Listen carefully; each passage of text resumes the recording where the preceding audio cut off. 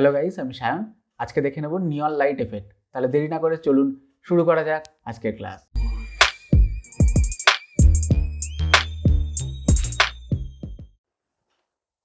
তাহলে প্রথমে আমরা একটা ছবি নিয়ে নিয়েছি, এটার ওপর এফেক্ট করে দেখব।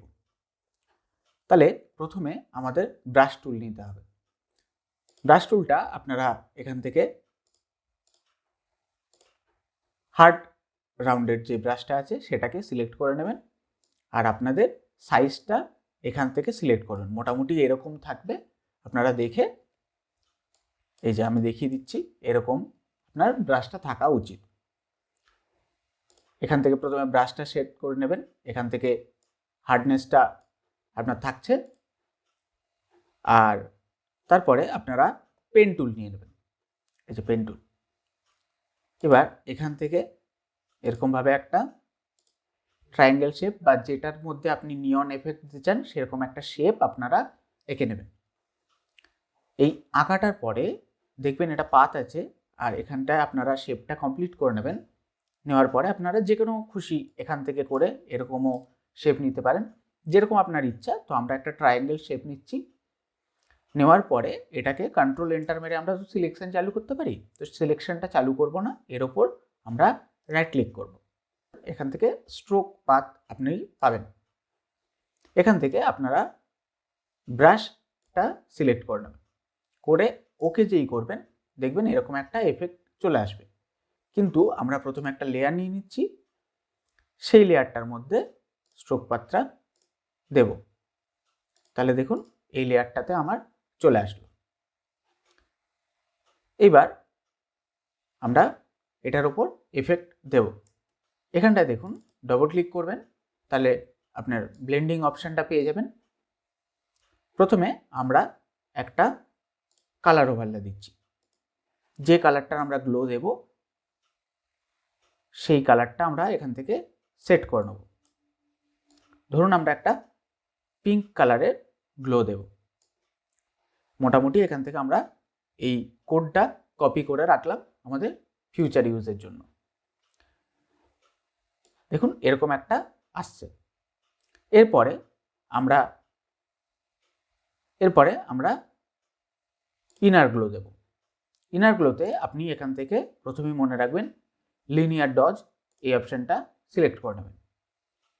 এখান থেকে আপনার হোয়াইট কালারই রাখবেন, আর এখান থেকে অপাসিটি 100% করে দেবেন।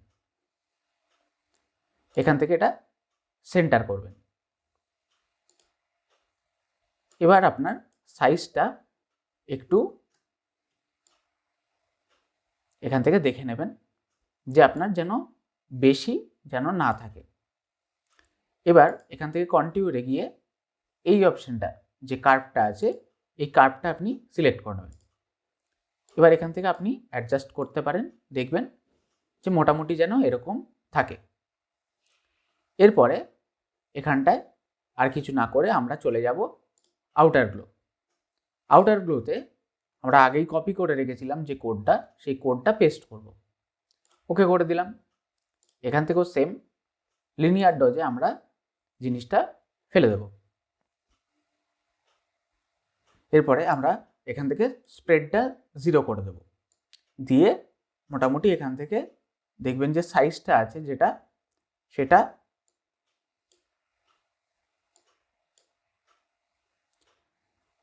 একটু অপাসিটিটা এখান থেকে আমরা অপাসিটিটা একটু বাড়িয়ে, এখান থেকে আমরা সাইজটা একটু বাড়িয়ে নেব, আর অপাসিটি এখান থেকে 50% রাখবো।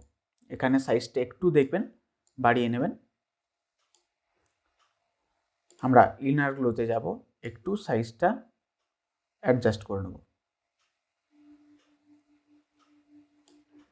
এরপরে আমরা ড্রপ শ্যাডোতে চলে যাব। ড্রপ শ্যাডোর কালারটাও আমরা সেম এই পিঙ্ক কালারটা করে ওকে করে দেব। এখান থেকে সেম লিনিয়ার ডজ আমরা অপশানটা সিলেক্ট করব। এইবার আপনাদের সুবিধা মতো এটা এখানে অ্যাডজাস্ট করে নেবেন। করে নিলে অপাসিটি এখান থেকে একটু কমিয়ে নেবেন, স্প্রেড ডিস্টেন্স এখান থেকে কমিয়ে দেবেন, দিলে অনেকটা এফেক্ট এরকম ধরনের আপনার চলে আসবে।